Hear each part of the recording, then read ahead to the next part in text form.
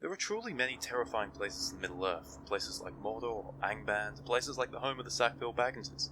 Now, you probably know some of these places: Mordor, Dol Guldur, Moria, Minas Morgul, but there are places even worse than those. That is kind of hard to believe, but it's the truth.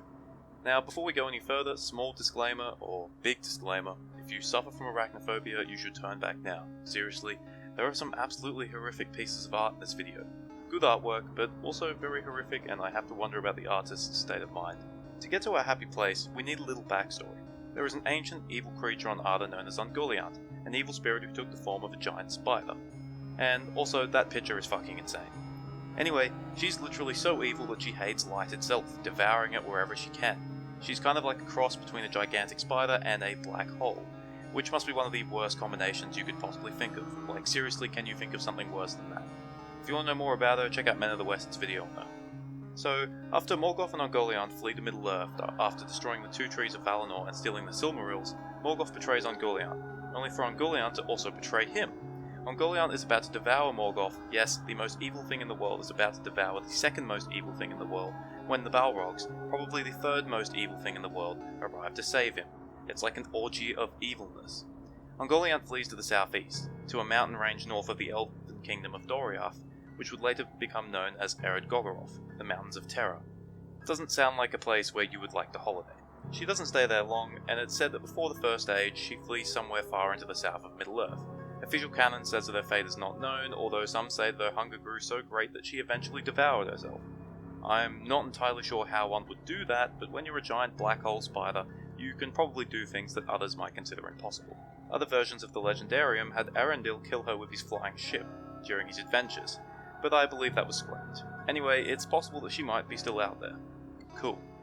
But even though Ungoliant was no longer around, she did leave behind a gift, a brood of giant spiders who proceeded to populate the Ered Gogoroth and the valley beneath it. This valley came to be known as Nan Dungafeb, the Valley of Dreadful Death. Now, I don't know about you, but I would certainly not venture to a place called the Valley of Dreadful Death. Death alone would be bad enough, but Dreadful Death, I'll have to make a hard pass on that. If the name isn't enough to convince you, think of it this way. Remember the scenes with Shelob in Return of the King?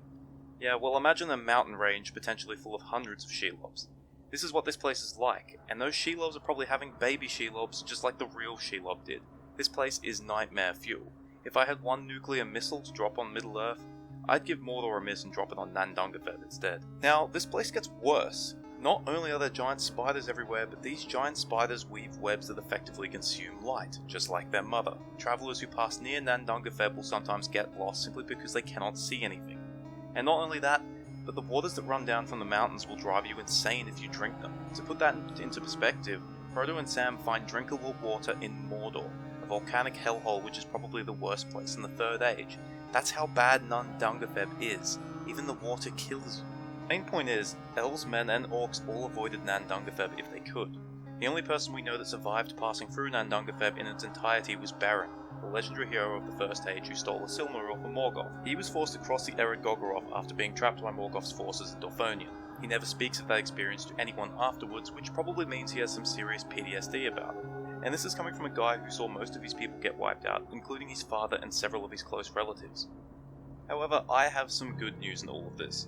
Due to being in Beleriand, Nan Dungafeb and the Ered Gogoroth were destroyed when Beleriand sunk beneath the waves at the end of the First Age. Hopefully, most of the spiders suffered a watery death along with their homeland. But I don't want to end the video on something good. It just doesn't fit the theme. So here is something bad. It's possible that the spiders did not perish, because we know that Shelob certainly didn't, and we know that spiders also infested Mirkwood. And here's a terrifying thought. Not all of Beleriand went underwater. In fact, the highlands of Dorthonion, which was very near to Ered Gogoroth, actually survived the drowning. It is possible that some of the spiders went there, creating some hellish spider island. This is of course complete bullshit from my part, but I think Spider Island would be a great successor to the Valley of Dreadful Death and the Mountains of Terror. And another little tidbit, Tolkien loved to change things about his Legendarium, sometimes drastically, but Nan Dungafeb was always destined to be a scary place. In original writings, Nan Dungafeb was inhabited by men instead, not as bad as spiders, who were extremely reclusive and worshipped strange gods. Sounds like some sort of cult where human sacrifice is probably allowed. Anyway, not quite as scary, but still very creepy. Thanks for watching this video. I enjoyed making it. I did not enjoy looking at the pictures. Please let me know what you think of it, and please leave suggestions. If you want to see more, feel free to subscribe. If you don't want to see more, then leave a message telling me that I am worse than Nandangafeb. This is Darth Gandalf, thank you, and farewell.